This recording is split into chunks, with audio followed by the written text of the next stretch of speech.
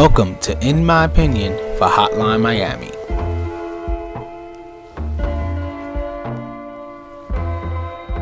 Hotline Miami does have a plot behind it. You're basically some guy who gets phone calls that are metaphors for going to certain locations and killing some people. A lot of people. As you keep playing, you see three mysterious characters amassed who talk to you and seem to give you hints about what's going on. As you go deeper into the game, trippy stuff starts to happen and you start to wonder what the hell is going on. Thankfully, by the time I was finally done with the game, more of the story unfolded and I felt like I got a good enough conclusion. Hotline Miami is a top-down action game.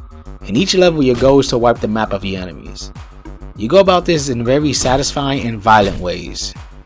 You can be stealthy with your approach, taking out the enemies quietly, or going loud, shooting up the place. But before you start your killing spree, you select a mask. Each mask has its own advantage, like killing people instantly from opening the door, to things like more ammo. You obtain these by getting high scores for the levels, and by just finding them lying around the levels. There are a large variety of violent tools at your disposal. You got guns like shotguns and rifles, which even while empty on ammo, you can toss and knock down the enemies. There's also melee weapons like samurai swords or something simple as a bottle. The melee weapons have some awesomely violent executions that make you cringe and go, damn, that was brutal. Weapons keep getting unlocked after you reach a certain amount of points. Once unlocked, they can randomly appear on the level like all the other weapons. The game also has some quick boss fights, ending in some pretty gruesome kills.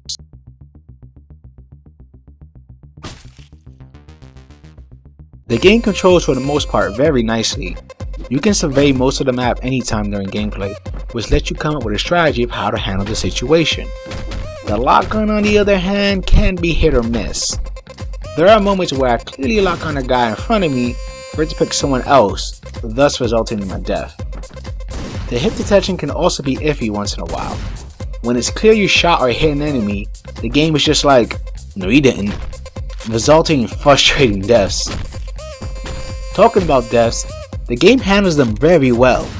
While you and most of your enemies share the one-hit kill rule, you never get tired of retrying the level over and over.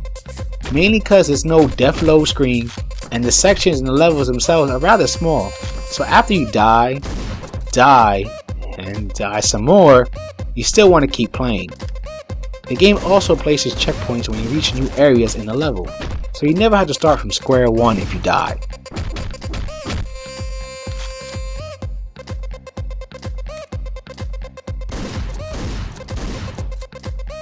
The game looks good, sporting retro style graphics and some bright flashing colors. The gore and violence are also beautiful to look at. You will see heads being shot off, bodies being sliced in two, people getting their necks snapped, and much more. It personally never got old for me during the whole game. The game also has a nice soundtrack that will probably have you bobbing along while killing all these people.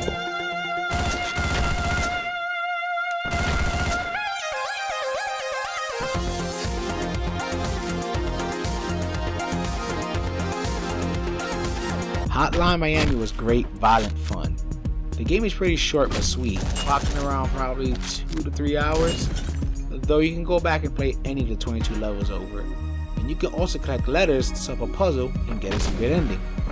The story and visuals are trippy, the violence is awesome, and the music gets you into it even more.